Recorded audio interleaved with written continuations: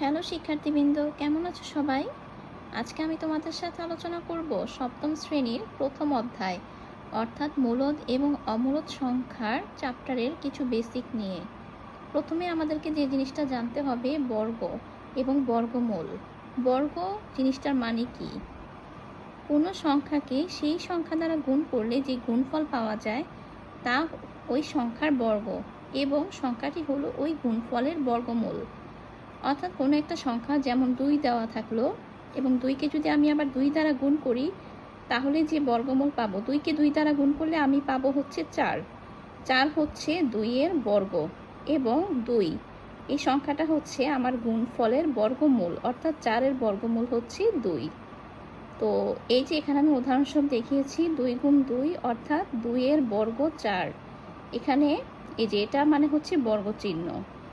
তো এখানে 2 এর বর্গ 4 আর 4 এর বর্গমূল হলো 2। সেমভাবে আমি যদি এখানে 5 লিখতাম, 5 সংখ্যাকে আবার 5 দ্বারা গুণ করলে হবে 25।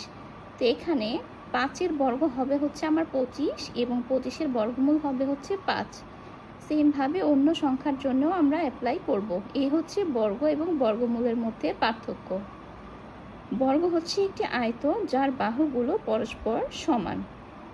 আমি আবারও বলছি, বর্গ হচ্ছে মূলত একটি আয়ত যার বাহুগুলো পরস্পর সমান। এবার দেখব হচ্ছে পূর্ণবর্গ সংখ্যা। পূর্ণবর্গ সংখ্যা কাকে বলে?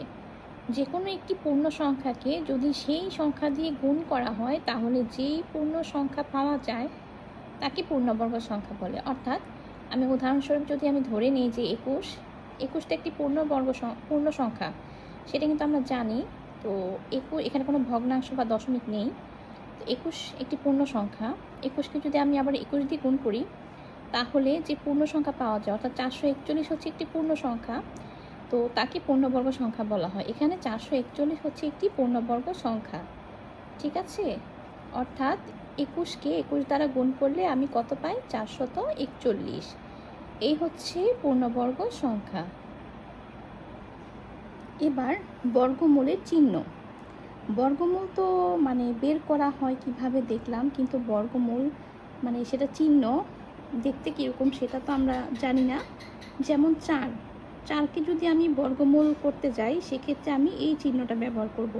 এটা হচ্ছে আমার বর্গমূল চিহ্ন বা রুট বলা হয় ইংরেজিতে।